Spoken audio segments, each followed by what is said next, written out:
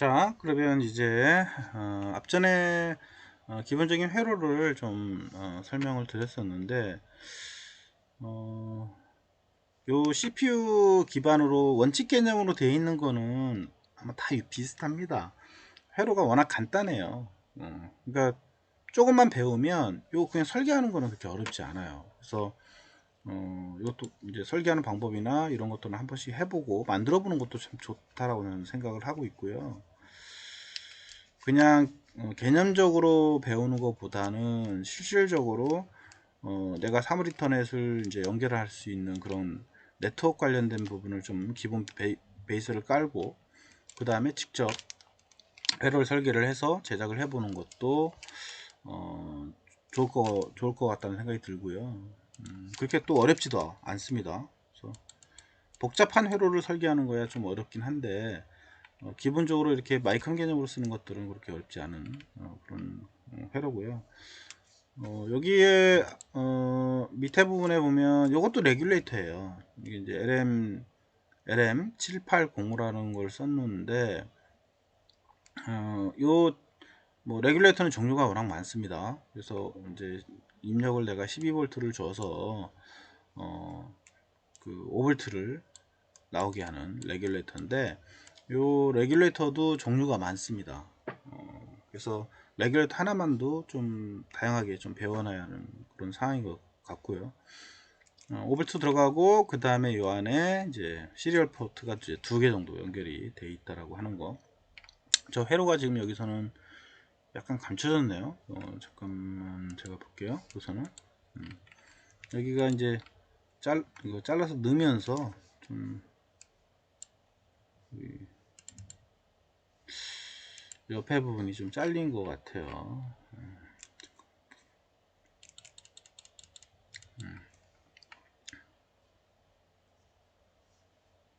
이걸 늘리면 나오나?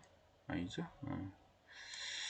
잘린 것 같네요. 옆에는 또 제가 다시 그거는 앞전 거 회로도 하고 좀 다시 보여드리도록 이렇게 할게요. 이 부분은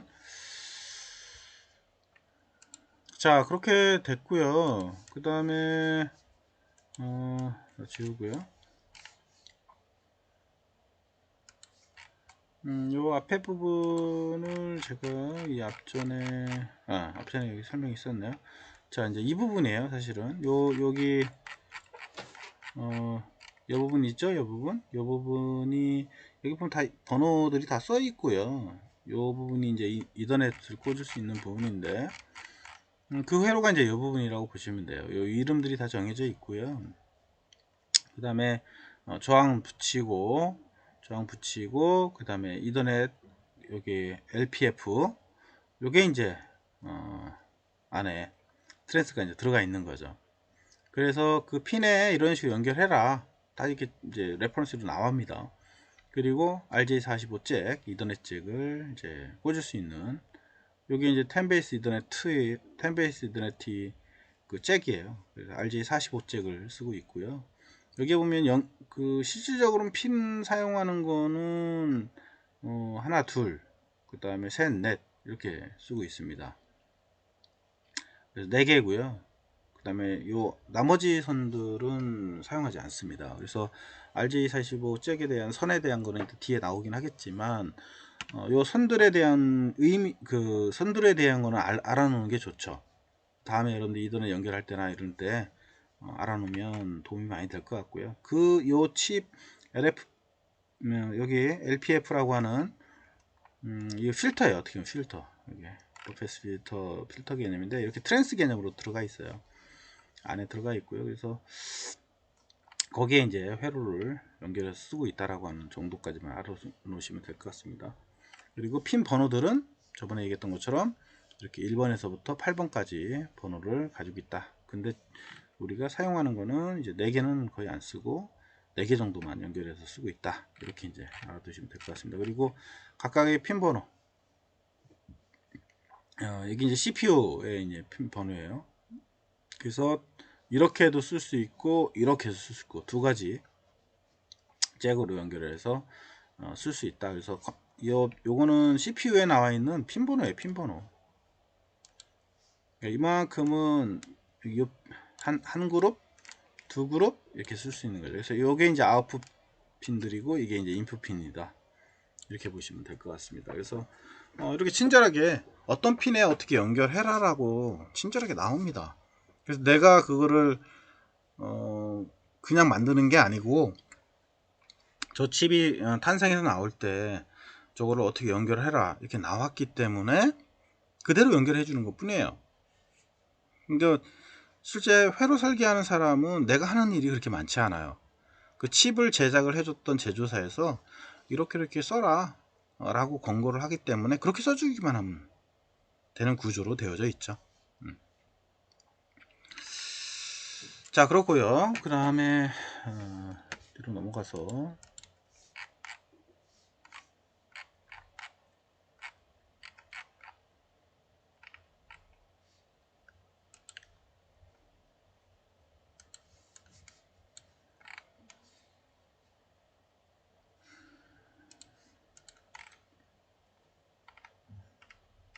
자, 그러면 이제 여기에 잭이 이제 이렇게 나옵니다. 이게 외부 핀이고요. 여기 이 부분이에요. 여기 보면은 이 칩에서부터 다 왔겠죠.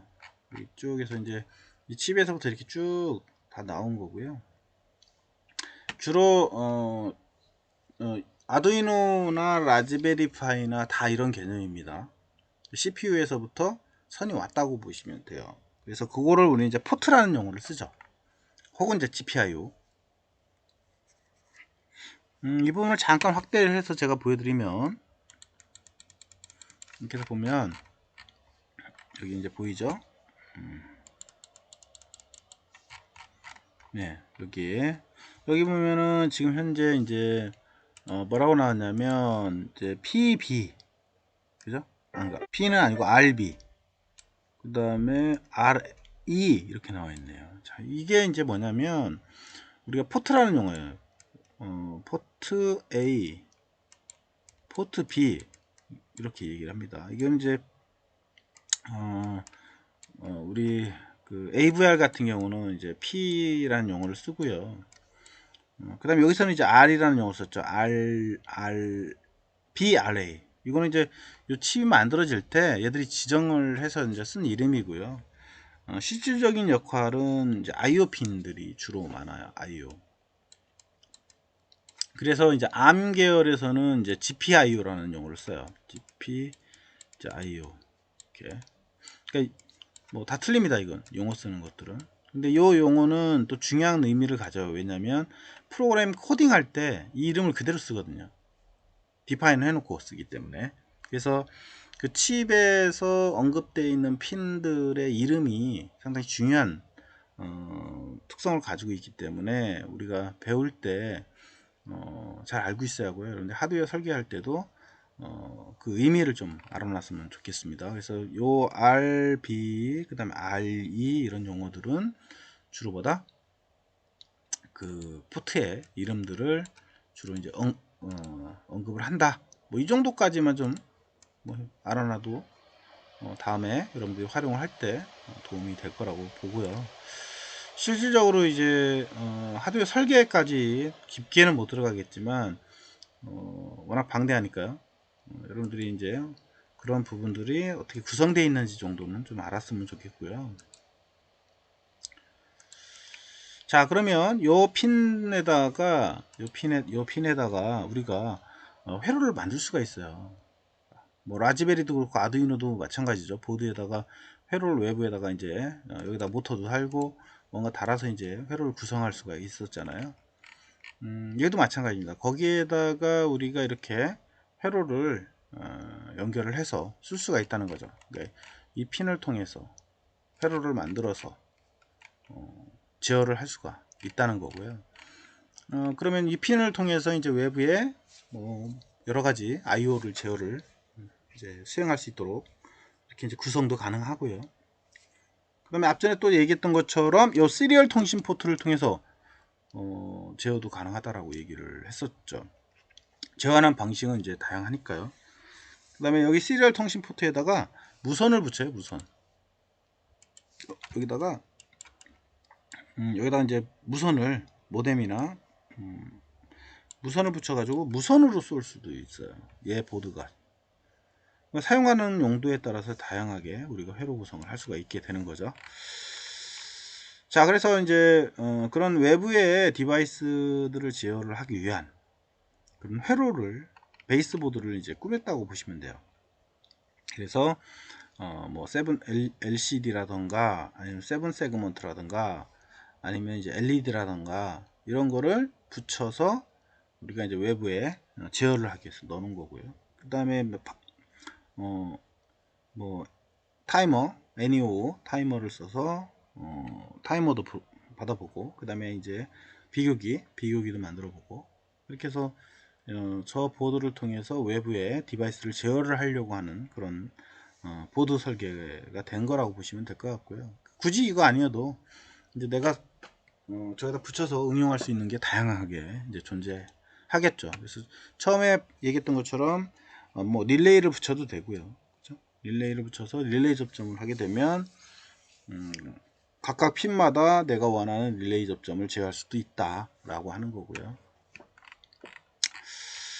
자, 개념은 이제 그렇게 되어져 있습니다. 그래서 이런 회로를 설계를 해서 옆 핀을 통해서 혹은 이쪽 그 시리얼 통신을 통해서 외부에 뭔가를 제어를 하는 이런 개념을 우리가 알고 접근을 하면 좀 도움이 될 거라고 생각이 들고요. 자, 그러면 3장 여기 그 우리가 알아볼 내용까지는 이제 끝난 것 같고요. 그 다음에 이제 제가 4장 자료를 좀 다시 정리를 해서 드릴 거고요. 자, 여기 이제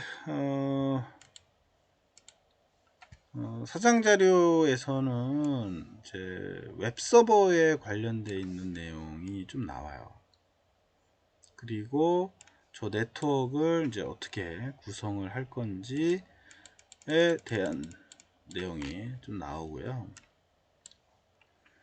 그래서 주로 앞전에 봤던 이런 웹서버 보드들에다가 우리가 데이터를 보내고 그 다음에 데이터를 가져와서 제어하는 이런 개념들인데 거기에 이제 RJ45 케이블을 우리가 이제 연결을 해야 한다라고 얘기를 했었죠. 그 케이블을 우리는 이제 UTP 케이블이라고 얘기를 합니다. UTP 케이블. 용어는 좀 알아놓는 게 좋죠. 이게 UTP 케이블. UTP는 뭐 네트워크 케이블 이렇게 한 거든 UTP 케이블 주세요 이렇게 하는 게 좋겠죠. 그래서 언쉴디드입니다. 언쉴디드. 그 다음에 트위스트 페어. 그래서 얘가 이제 그 UPT 케이블이라는 용어를 우리가 쓰게 되는데 여기에 이제 커넥터를 연결하는 그 커넥터의 이름이 이제 RJ45가 되는 거죠. UTP 케이블에 이제 연결하는 RJ45 커넥터 이렇게 얘기를 하면 이제 소통이 되고요. 그래서 거기에 맞게 이제 케이블을 연결을 해서 사용을 하게 되죠. 그래서 주로 이제 우리가 칼라 밴드를 가지고 구분을 하게 됩니다. 그래서 칼라가 이제 어떻게 구성되어 있느냐에 따라서 이제 색깔이나 이런 걸 가지고 이제 구분을 하게 되고요. 줄여서 UTP 케이블을 이제 주로 사용하는 거는 아까 했던 것처럼 이제 8핀잭, 그 다음에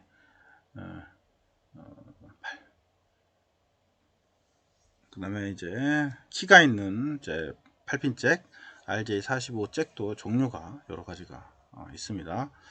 그 다음에 6핀 잭도 있고요.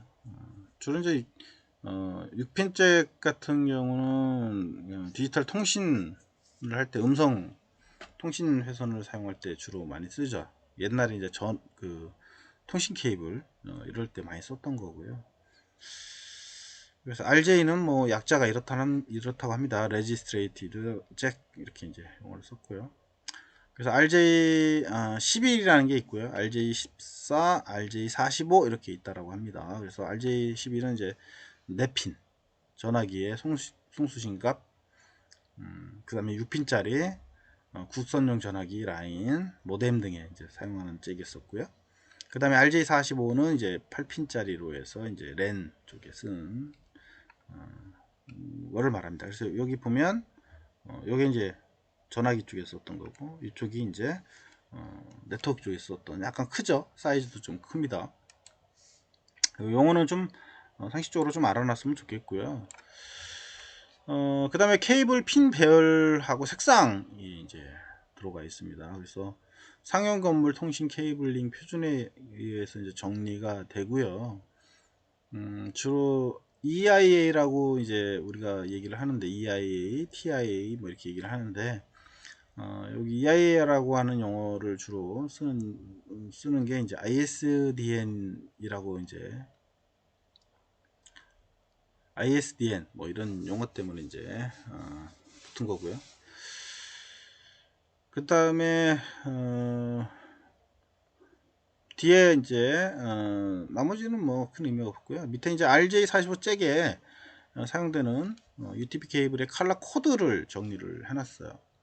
요거는 이제 우리 그 전화선이나 네트워크 선을 연결을 할 때 중요하죠. 이거는. 그래서 흑색, 백색, 적색, 회색, 등색, 청색 이렇게 이제 붙어 있다고 합니다. 그래서 각각의 그 기능이 들어가 있죠. 그래서 각각의 이제 기능에 맞춰서 우리가 이제 연결을 하게 된다 라고 하는 거고요. 그 다음에 이제 8개니까 6, 그 다음에 녹색, 자색 이렇게 네트워크 연결이 이제 녹색, 공통기기 자색 이런 식으로 구성되어 있고요. 그래서 이 안에 이제 보면, 그림에 보면 이게 컬러별로 지정이 되어 있고요. 그래서 우리가 이제 크로스되어 있는 타입하고 다이렉트 타입 두 가지가 있어요. 네트워크 케이블 구매를 할 때 보면 내가 이게 다이렉트로 되어져 있느냐 아니면 크로스 되어져 있느냐를 잘 알고 있어야 됩니다. 사용하는 데에 따라서 어디는 다이렉트로 연결해야 하는 경우가 있고 어디는 크로스 되어서 연결하는 경우가 있고 그렇습니다. 그래서 이제 다이렉트로 되어 있는 거는 이제 이렇게 칼라 밴드가 똑같은데요. 반대로 된 거는 이게 뒤집혔어요. 그래서 UTP 케이블 살 때나 이럴 때 뭐 그냥 사면 안 되고요. 요게 꼬여 있느냐 아니느냐 그거를 확인하고 사야 한다는 거를 꼭 알아두셨으면 좋겠고요.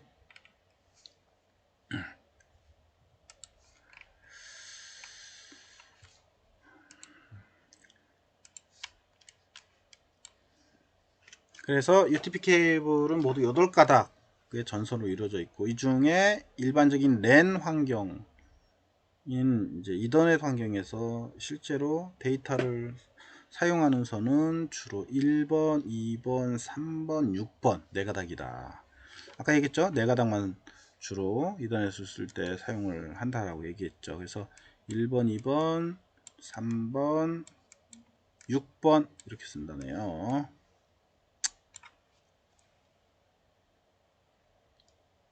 그래서 요 핀들을 연결을 할 때는 UTP 케이블에서는 크게 두 가지 방법을 쓴다. 위에서 얘기했죠. 다이렉트 케이블 방법, 그죠? 그 다음에 크로스 케이블 방법, 두 가지 알아놨으면 좋겠고요. 그래서 1대1 케이블이라고 불리고요. 컴퓨터와 허브 간에 연결할 때 씁니다. 이거 잘 알아놔야 돼요. 컴퓨터하고 허브 간에 연결을 할 때는 다이렉트 선입니다. 그래서 각 선이 양단에 걸쳐서 1대1로 연결되어져 있다. 그 다음에 양쪽이 똑같게 연결되어 있어서 이들은 주로 허브 내에서 송수신 신호를 바꾸어 주기에 가능한 거다. 이렇게 이제 PC하고 허브 간의 연결. 그 다음에 이제 크로스 케이블인데요. 크로스 케이블은 이제 뭐 P2, P3 쌍을 서로 바꿔주는 형태다 이렇게 이제 얘기를 합니다. 그러니까 이제 크로스가 되었다고 하는 거고요.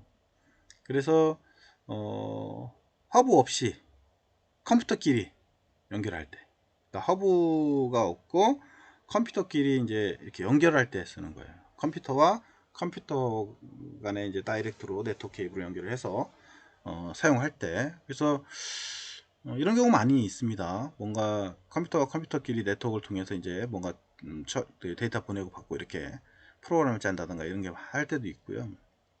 그 다음에 외부 디바이스 제어 장치를 제어할 때도 많이 이렇게 씁니다. 그래서 내부 선이 꼬여 있어서 크로스 케이블이라고 부르고요.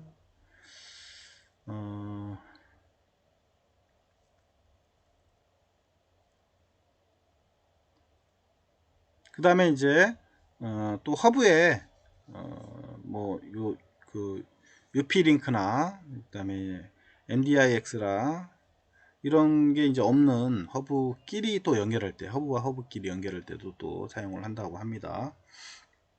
허브와 허브 간의 사용, 그 다음에 PC와 PC 간에 연결할 때 사용하는 케이블이 크로스 케이블이다. 이렇게 이제 알아놓으면 좋을 것 같아요. 이거는 상식적으로 좀 알아놓는 거 좋을 것 같습니다. 우리가 네트워크 케이블 많이 연결하니까.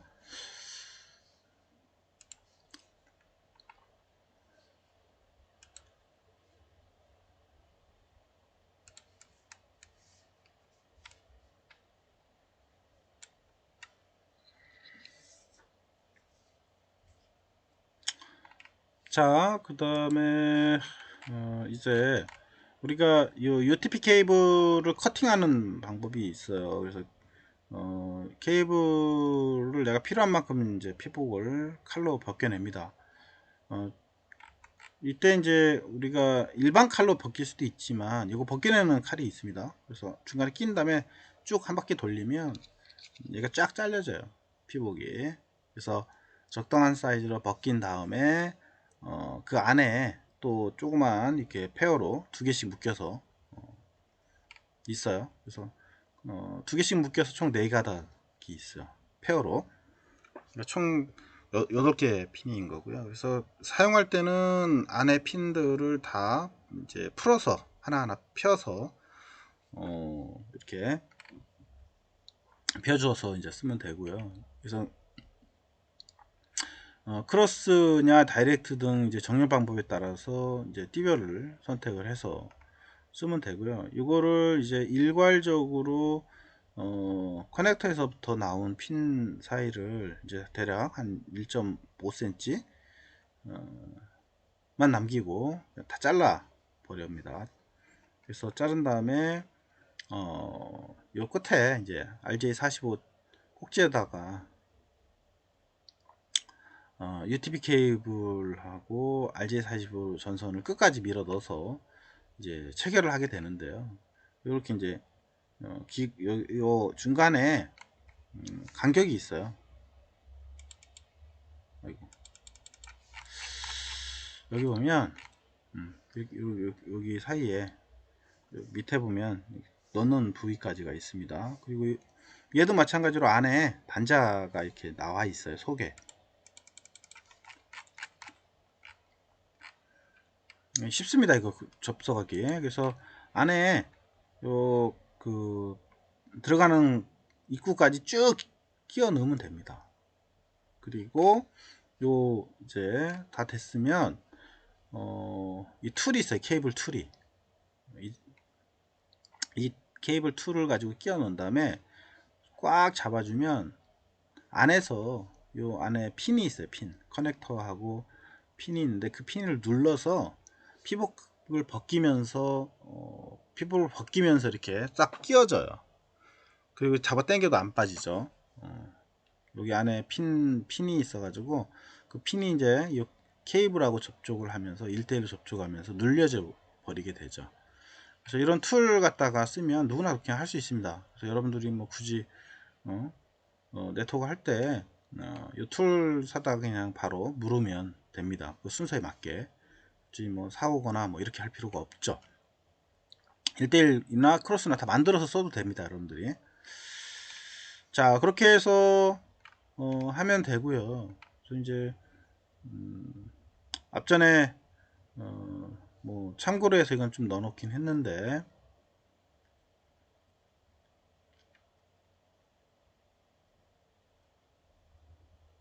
뭐 이건 참고로 그냥 여러분들이 좀 보시면 될 것 같아요. 그래서 와이어 넘버 네트워크에 대한 그러니까 네트워크를 쓰는 그 용도나 이런 것들이 좀 많았죠. 예전에 뭐 기가 이더넷이니 뭐 그다음에 이더넷 토큰링 방식, ATM 뭐 이런 것들이 많았었어요. 그때 이제 와이어들이 사용하는 용도가 조금씩 차이가 있었거든요. 그래서 이제 칼라가 이제 여러 개가 있었고 그 핀도 또 많았던 거고, 실질적으로 UTP에서는 이제 세 가닥만 쓴다고 얘기를 네 가닥만 쓴다고 얘기를 했었죠.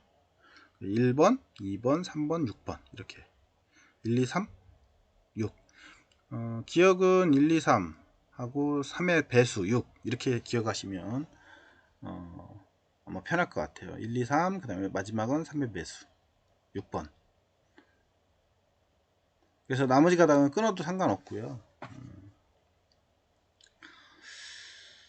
그 다음에 이제 10베이스에서는 우리가 10베이스 그 10베이스나 뭐 그 다음에 100 베이스가 있고요. 그 다음에 1000이 있어요. 1000 베이스가 이제 UTP 케이블이 기가로 넘어가는 경우들은 이제 다 씁니다. 다 이렇게 기가 요도가닥 모두 쓰게 되고요. 아이고. 자, 그렇게 해서 우리가 UTP 케이블의 최대 사용 거리를 보면 이제 워크스테이션에서부터 그 다음에 연결하면 3m. 너무 길어도 사실은 안 좋죠. 워크스테이션 길이로 봤을 때. 그 다음에 이제 90m 컴퓨터까지 텔레 커뮤니케이션 크로스까지 90m 정도. 그 다음에 워크스테이션 마찬가지고, 그래서 총 길이는 워크스테이션부터 해서 한 100m 정도 기준으로 보시면 될 것 같습니다.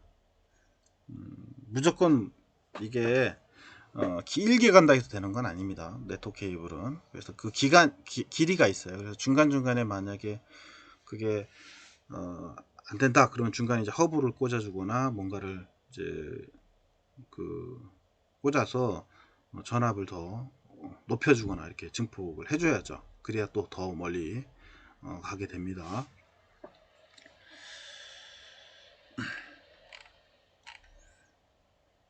자, 좀 쉬다가 나가도록 할게요.